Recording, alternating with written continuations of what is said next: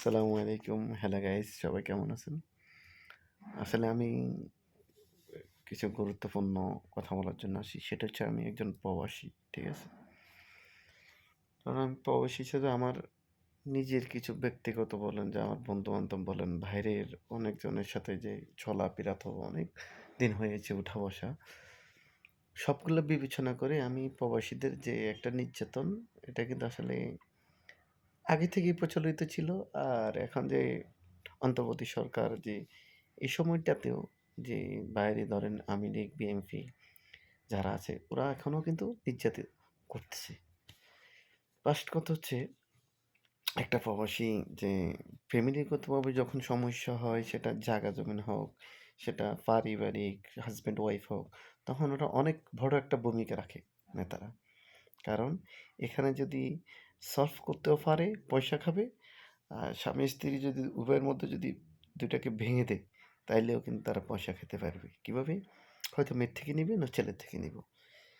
আর আমি এই পর্যায়ে আসলে চাইতেছি এটাই যে একজন প্রবাসীর কম্পালসারি কাবিন ৳১,০০,০০০ উপরে যাতে কেউ না করে। আর নেক্সট আমি চাই যে একটা হয়রানি হয় মামলা মোকদ্দম দিয়ে, সেটা প্রবাসীর জন্য আলাদা একটা স্যাক্রিফাইস করা থাকা দরকার। আর এই যে একটা মেয়ে চলে যাবে নারী নির্যাতন ইজিলি দিয়ে দিল, এইটা বন্ধ করতে হবে আগে।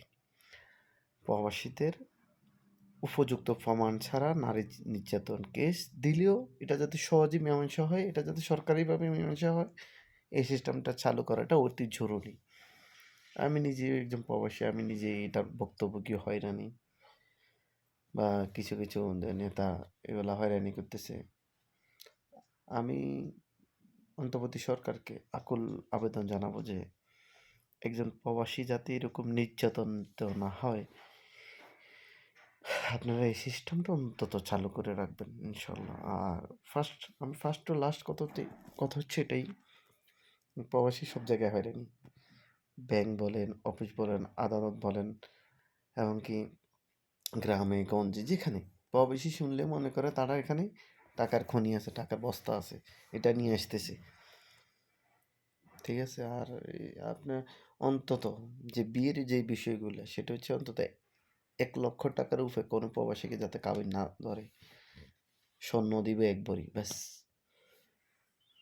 অতিরিক্ত যখন মোহরানা ধরা হয়, কাবিন ধরা হয়, তখন মেয়েরা কিন্তু সংসারটা ভাঙার জন্য উঠে বসে লাগে থাকে।